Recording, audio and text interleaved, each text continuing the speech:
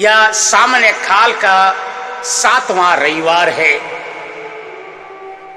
हमें कभी नहीं भूलना चाहिए कि क्षमा हमारे पिछली जिंदगी को बदल नहीं सकता, परंतु क्षमा में इतनी शक्ति है कि आने वाले जीवन में परिवर्तन लाके जीवन को सुंदर बना सकता है। आज का पाठ बताता है कि हमें अपने शत्रु से कैसे प्रेम करना चाहिए। जब कहा जाता है शत्रु से प्रेम करने की बात, तो मन में प्रश्न उठना लाजमी है, आखिर मेरा शत्रु कौन है? इतिहास बताता है कि पुराने जमाने में राजा महाराजा लोग अपने दुश्मनों से लड़ते थे। ये दृश्यमान शत्रु थे। लेकिन आज के जमाने में शत्रु दिखाई नहीं देते। हर व्यक्ति नकाब ओढ़े हुए है, मास्क लगाए हुए है।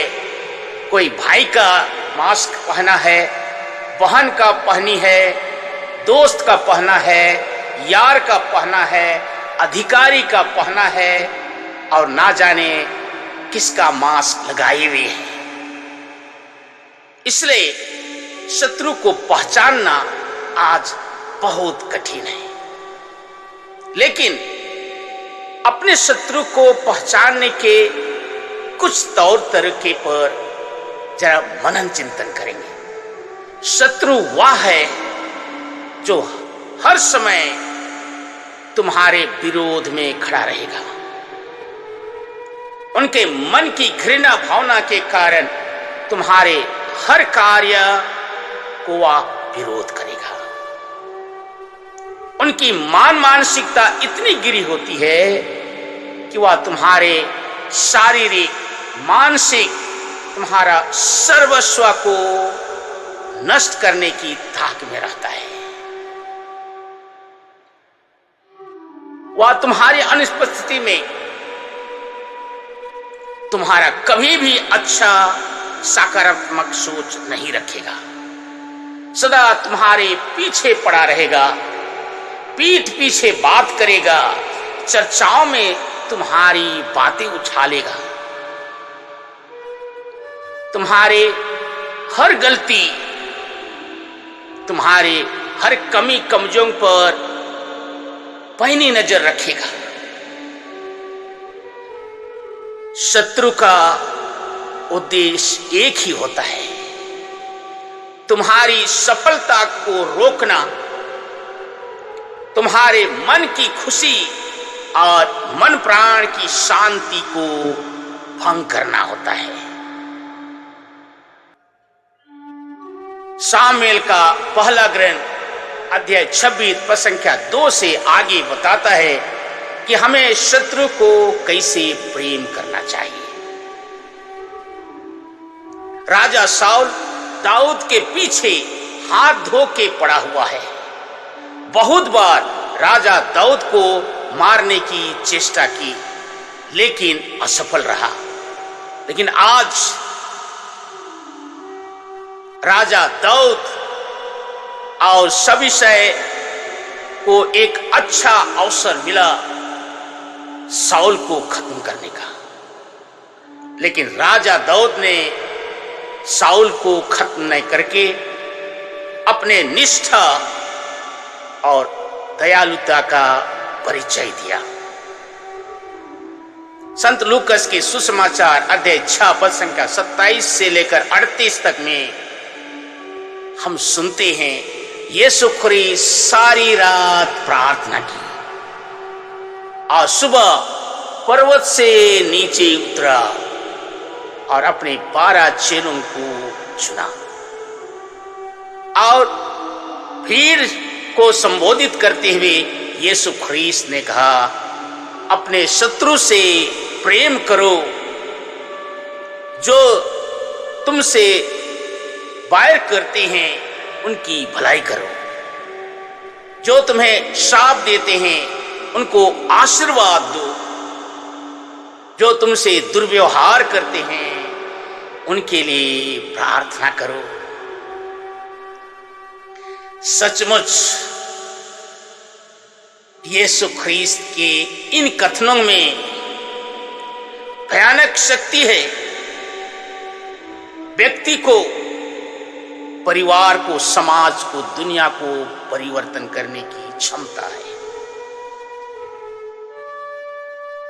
आज ये हमारे लिए कठिन जरूर है, लेकिन हमारी पहचान है। हम की ख्रीस्त के अनुयायी हैं। यीशु ख्रीस्त के पीछे चलने वालों की आज कमी नहीं है। क्षमा कौन कर सकता है? जिनका हृदय विशाल है, जो मजबूत है, धर्म ग्रंथ पर जीता है,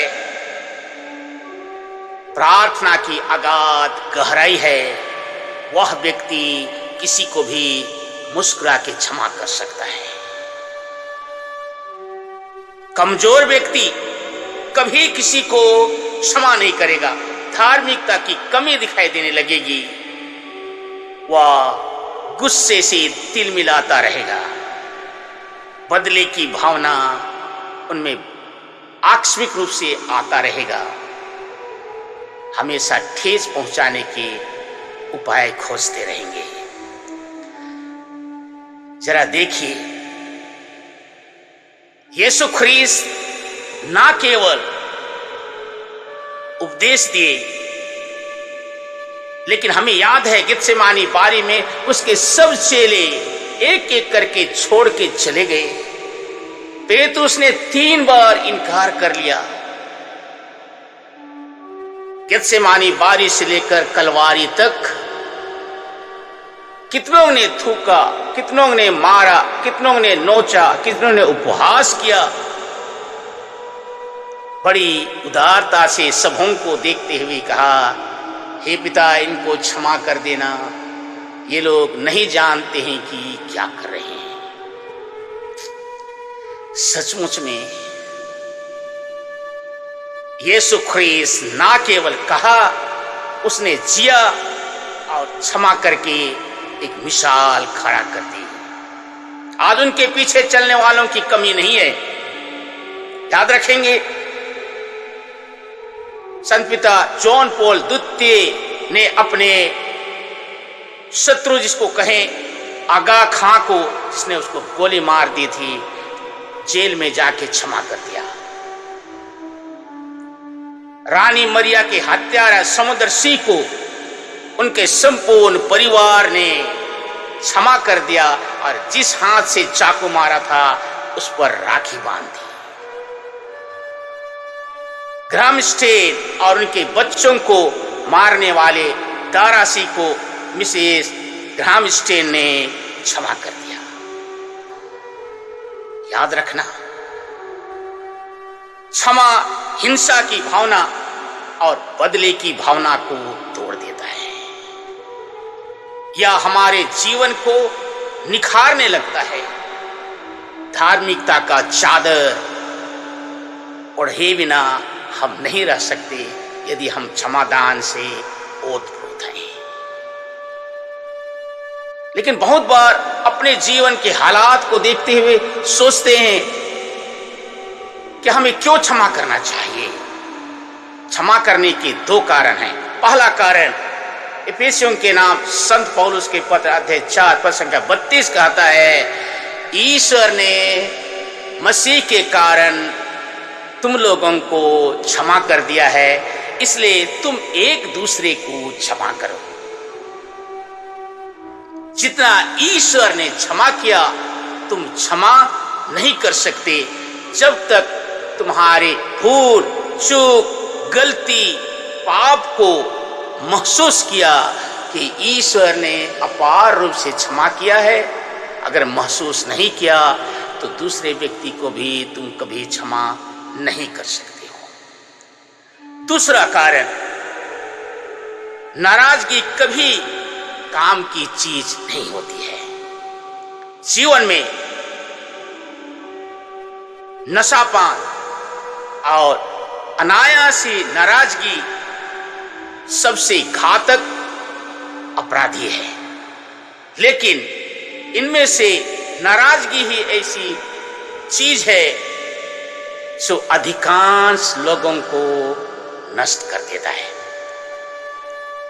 जब मैं किसी व्यक्ति के नाम को याद करता हूं और उस क्षण को याद करता हूं जब उस व्यक्ति ने मेरा शत्रु बना, मेरे शरीर में प्रतिक्रिया होने लगती है और शारीरिक प्रतिक्रिया मानसिक पीड़ा में बदल जाता है और धीरे धीरे मानसिक पीड़ा शारीरिक पीड़ा में बदल जाता और शारीरिक पीड़ा शरीर के एक एक कोशिका में, ऊतकों में, अंगों में फैलने लगता है और यह हमारे जीवन में टल्ड वायरस के रूप में घर कर जाता है,